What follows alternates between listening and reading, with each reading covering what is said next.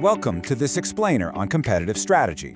Today, we're diving right into the hidden mechanics of, well, exactly how industry structures dictate corporate profitability.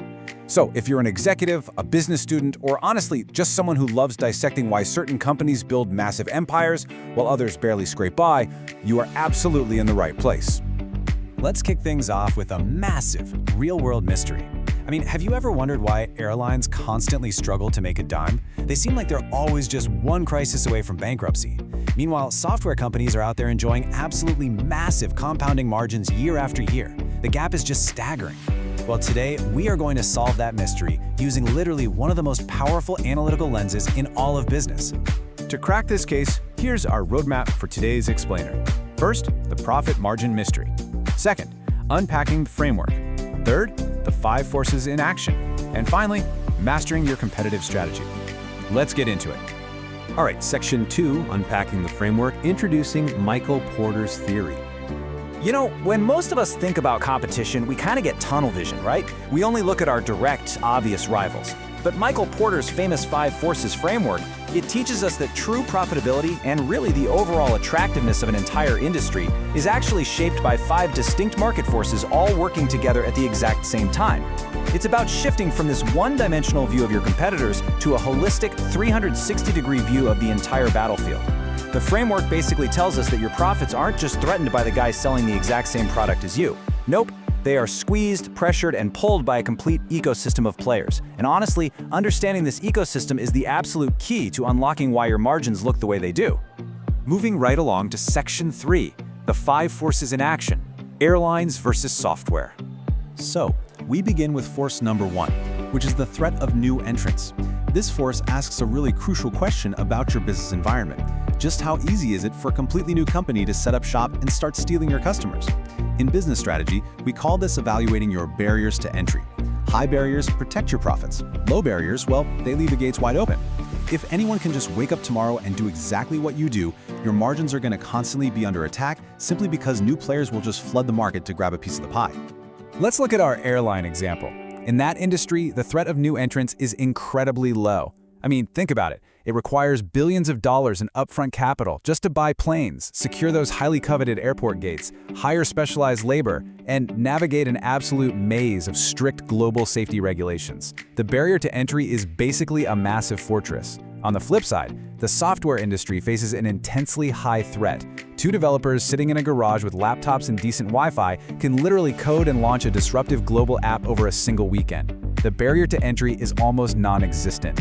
That means incumbent software companies always have to be looking over their shoulders for the next big startup.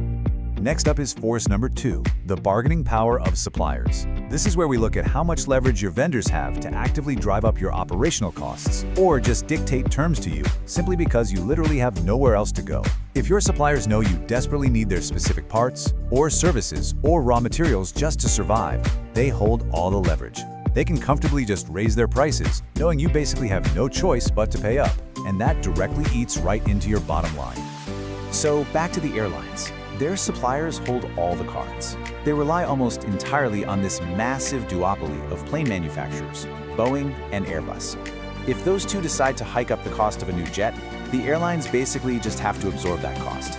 Plus, their daily operations are completely at the mercy of highly volatile global fuel prices. Suppliers can easily squeeze an airline's profits because, quite frankly, the airline has no alternatives. Now, software companies, however, enjoy incredibly low supplier power.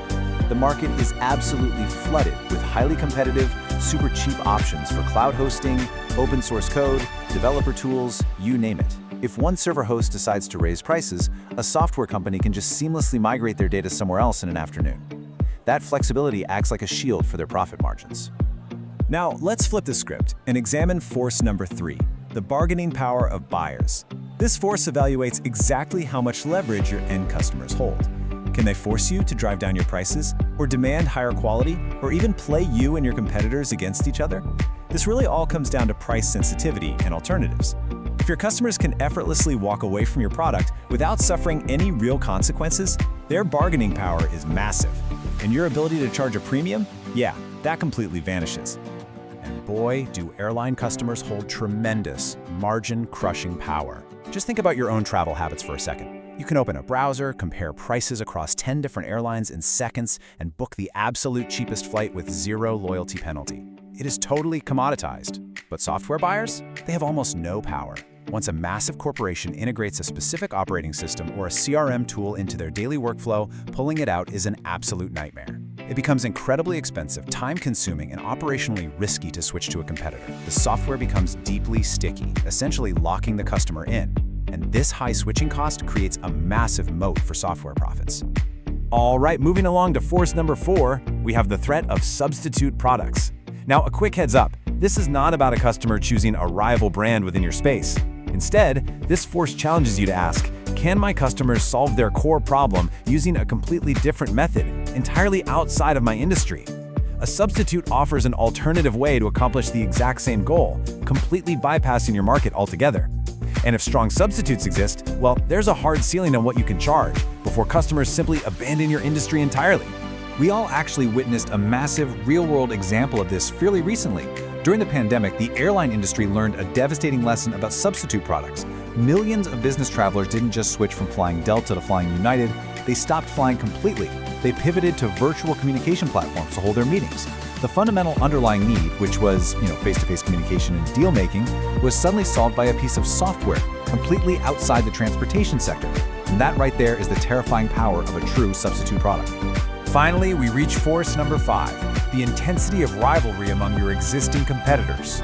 This is the traditional, day-to-day dogfight for market share that most people instantly think of when they hear the word competition. It looks at exactly how aggressively the companies currently in your specific industry are fighting each other. Are they constantly undercutting prices, poaching talent, launching massive advertising campaigns just to steal a single point of market share? Now, what's really interesting here is that this fifth force actually sits right at the center of Porter's entire framework. Why?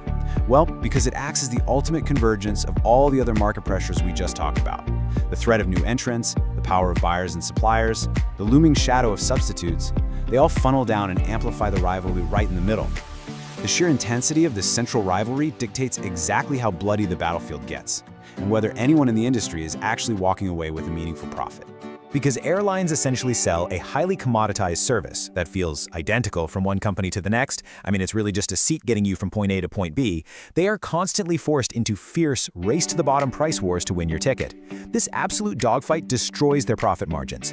It honestly doesn't matter how low their barriers to entry are when the players already inside the castle are busy burning it down. Software companies, on the other hand, focus on creating highly specialized, unique ecosystems.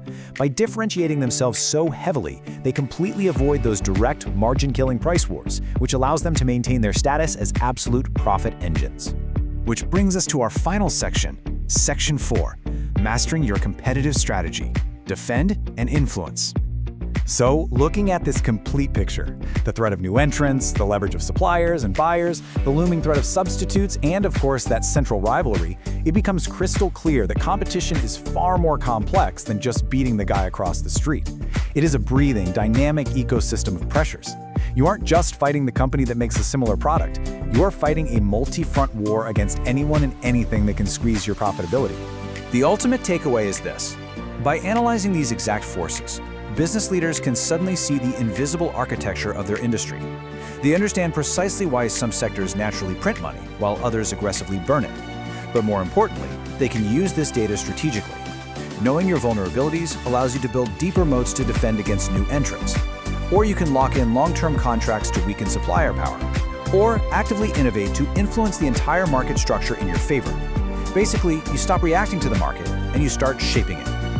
As we wrap up this explainer, I'm going to leave you with one final urgent question to ask yourself about your own business or the industry you work in.